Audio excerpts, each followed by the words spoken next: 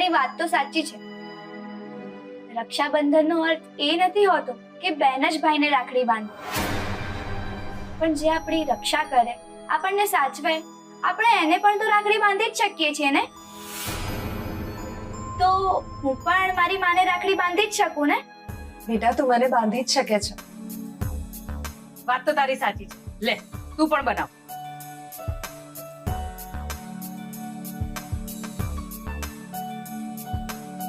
અરે પણ આ તો ગૂંચવાઈ ગયું. અરે માસી, જબરજસ્તી ખેંચશો તો એ તૂટી જ જશે. પછી એ સંબંધ હોય કે દોરો. તારી વાત સાચી છે રાસી. થોડા વખત પહેલા મારું મન પણ આવું ગૂંચવાયેલું. મને પણ તારા પ્રત્યે ખૂબ જ ઈર્ષા, ગુસ્સો અને ફરિયાદો હતી. પણ પછી એ પ્રશ્નો, ઈર્ષા અને ગુસ્સાનો જવાબ મને મળી ગયો.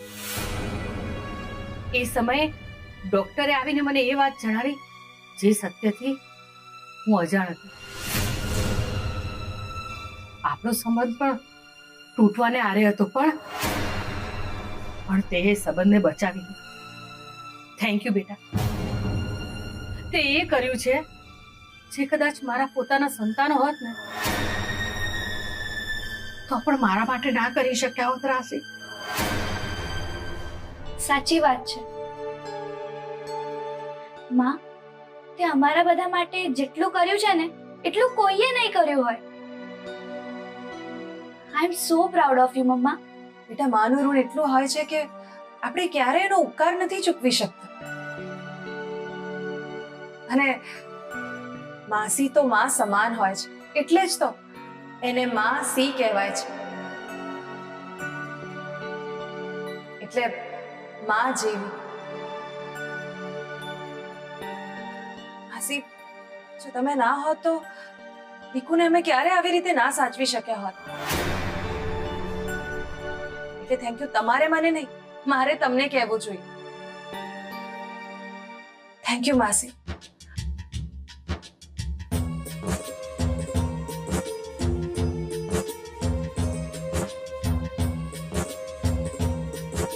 ગ્રુપ હગ.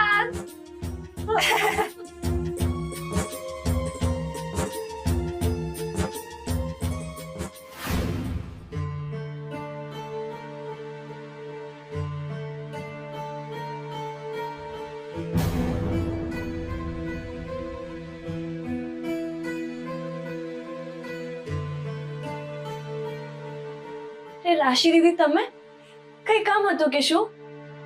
હા, બોલો ને, શું જોઈએ છે? તમારા આંસુનું કારણ. એવું તો શું થયું કે તમારી આંખોમાં આજે આંસુ છે? મને શું થાય? કઈ જ નથી થયું. પછી તમારી આંખોમાં આંસુ કેમ છે? ભાભી, તમે મને દીદી કહો છો ને, તો એક બેન તરીકે મને અધિકાર છે કે કોઈ કારણ જાણું કે તમારી આંખોમાં આંસુ કેમ છે ને પછી એને દૂર કરવાના પ્રયત્ન કરું. શું કહું તમને રાશિ દીદી, મારી લાઈફમાં બધું જ ઠીક થઈ ગયું છે. મમ્મી પણ સમજી ગઈ છે અને સારા રસ્તે આવી ગઈ છે. પણ મારા ભાઈ અખિલનો હું શું કરું એ મને સમજાતું જ નથી. આજે સવારે મમ્મીનો ફોન આવ્યો હતો અને કહેતી હતી કે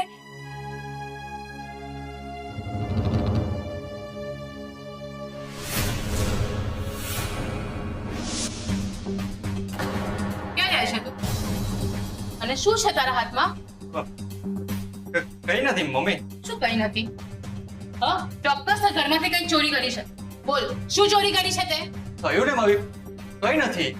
બોલ, શું આ તો મારો હાર છે.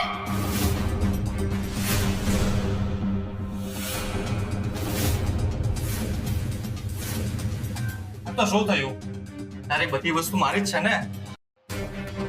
અખિલ, તું આ હાર વેચીને અને રૂપિયાથી પાછો જુગાર રમીશ. હું તને આવા ખોટા કામ હવે ફરી નહીં કરવા દઉં. મમ્મી, એમાં કઈ જ ખોટું નથી. જો તમારે કરોડપતિ બનવું હોય ને, આવા નુસ્ખા અપનાવવા પડે. જો કાલે રક્ષાબંધન છે અને મારી બેનને હું રાજાઓની જેમ ગિફ્ટ આપવા માંગુ છું. મારી બેન લાખોમાં એક છે. હું કઈ 1000-2000 નું કવર આપવા નથી માંગતો. મારે એને અનમોલ ગિફ્ટ આપવી છે. એટલે અને બીજી કોઈ પણ માથાકૂટ કર્યા વગર આ હાર મને આપી દે. અખિલ બેટા, જેટલી ચાદર લાંબી હોય ને એટલા જ પગ ફેલાવા જોઈએ, સમજ્યો? કહ્યું ને મને આપી દે. અખિલ, અરે અખિલ, અખિલ વાત તો સાંભળ. હે ભગવાન, શું કરું આ છોકરાનું? તૃપ્તિને જ વાત કરવી પડશે, એ જ એને સમજાવશે. એટલે આ જ તકલીફ છે એમ ને? હા રાશિ દીદી, અખિલ હજી પણ જુગાર રમે છે. એ સમજતો જ નથી કે આ રીતે જેટલું પણ કમાયેલું છે એ પણ નીકળી જશે. વાત તો તમારી સાચી છે. દારૂ, જુગાર આ બધું જ એક નશા જેવું છે.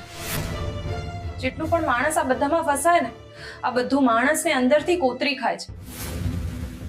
આપણે કંઈ પણ કરીને અખિલને આ બધામાંથી બહાર તો કાઢવો જ પડશે, કારણ કે લાંબા સમયે આ બધું એને જ નુકસાન પહોંચાડશે. હા રાશિ દીદી, હું સમજુ છું આ બધું, પણ કેવી રીતે કરવું એ ખબર જ નથી પડતી. મને કઈ સમજણ જ નથી પડતી. તમે ચિંતા ના કરો, હું છું ને, હું બધું સાચવી લઈશ. તૃપ્તિ, બેટા તૃપ્તિ, તૃપ્તિ. શું થયું? તમે રડો છો કેમ? હા મમ્મી બોલ ને, શું થયું? કઈ નહીં. મમ્મી, મેં રાશિ દીદીને બધું જ કહ્યું છે. એ કંઈક રસ્તો કાઢશે. બોલ ને, શું થયું છે? મને હમણાં જ ફોન આવ્યો હતો. અખિલનો જીવ જોખમમાં છે. એટલે એ લોકો બહુ ખતરનાક છે. મારા અખિલને કંઈ કરી નાખશે તો? એક મિનિટ આંટી, થયું છે શું એમને?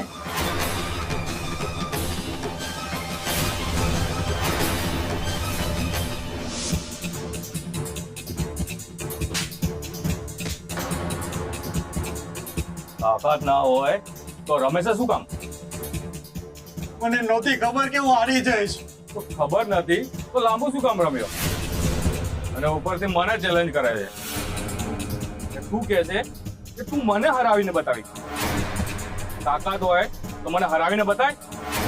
પહેલા તો 5 લાખનો સેટ હારી ગયો અને એને કવર કરવામાં બીજા 50 હારી ગયો. આ રીતે કરોડપતિ બનીશ? મને સાચે નહોતી ખબર કે હું હારી જઈશ. મને જવા દો, માફ કરી દો મને. આ રીતે તને નહીં છોડું. આ પૈસા હું તારા પાસેથી લઈને જ રહીશ. પહેલા તો મેં તારા માટે ઘણું બધું કર્યું છે, પણ આ વખતે નહીં. તો શું કરશો તમે? કર તારા ઘરે ફોન, માંગ પૈસા, નહીં તો અહીંયા તને જૂતો સળગાવી દઈશ. કરે છે કે નહીં? બોલ ફોન. પહેલેથી પણ આટલા બધા પૈસા કેવી રીતે આવશે? એ હું નથી જાણતો આકાશમાંથી લાવે કે પાતાળમાંથી. બસ મને મારા પૈસા જોઈએ. હું નથી જાણતો કે તું આ બધું ક્યાંથી કરીશ. મને થોડોક સમય આપો, હું કંઈ કરું છું. હું તને સમય આપું અને તું ભાગી જાય એમ?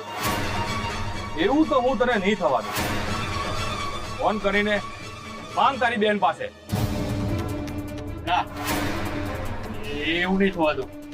અરે મારી બેન માટે તો આ બધું કરી રહ્યો હતો.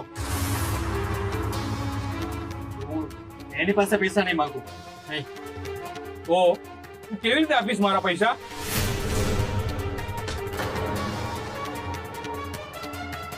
કર તારી માને ફોન.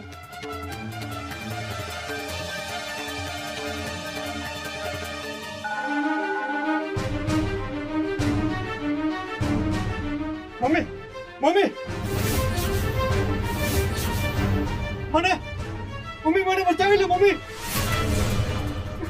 આ લોકો મને નહીં છોડે, મને જીવતો સળગાવી દેશે. મમ્મી મને બચાવી લે. મમ્મી, ના પ્લીઝ, મારા દીકરાને છોડી દો. એને કંઈ ના કરો પ્લીઝ. તારો દીકરો 50 લાખ રૂપિયા મારા જોડે હારી ગયો છે. આ પૈસા મને નહીં મળે તો હું તારા દીકરાને ખરેખર મારી નાખીશ. જલ્દીથી પૈસા લઈને આવી જાઓ.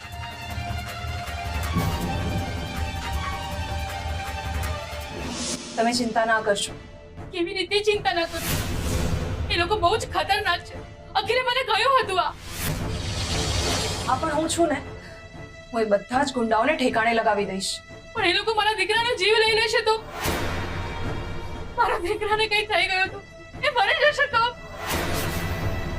આવતીકાલે રક્ષાબંધન છે, તો શું હું ભાઈ વગરની થઈ જઈશ?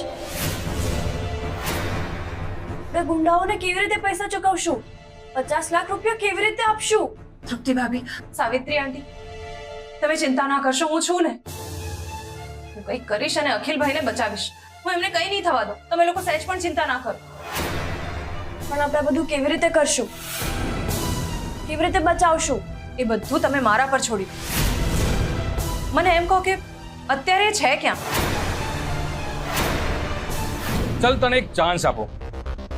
એક કામ કરીએ, 50 લાખ એક સાથે નહીં આપી શકે, પણ 25-25 અલગ અલગ આપ. 25 લાખ આજે અને 25 લાખ કાલે. પણ 25 લાખ બહુ મોટી રકમ છે.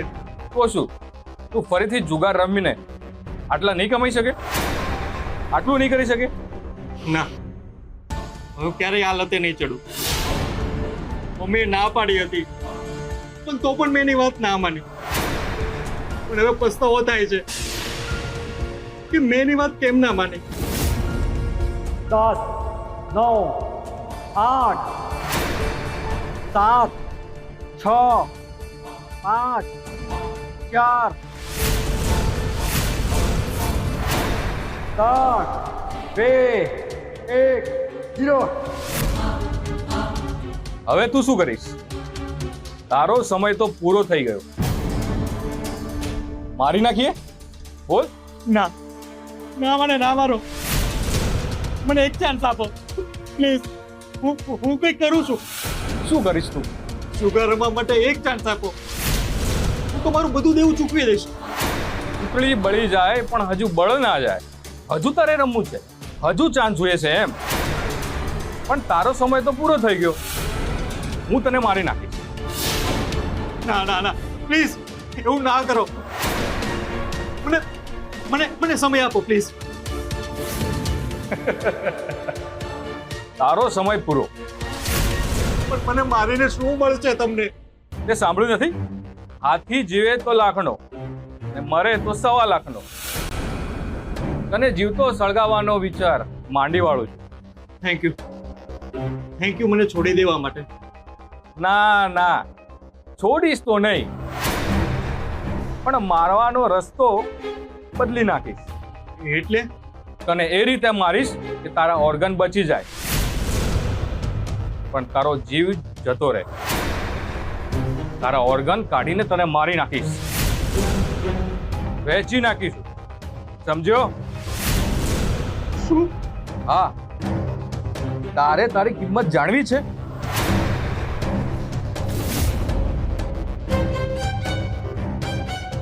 એક જીવતો માણસ છે, જેના બધા જ અંગો હું આપવા માંગુ છું.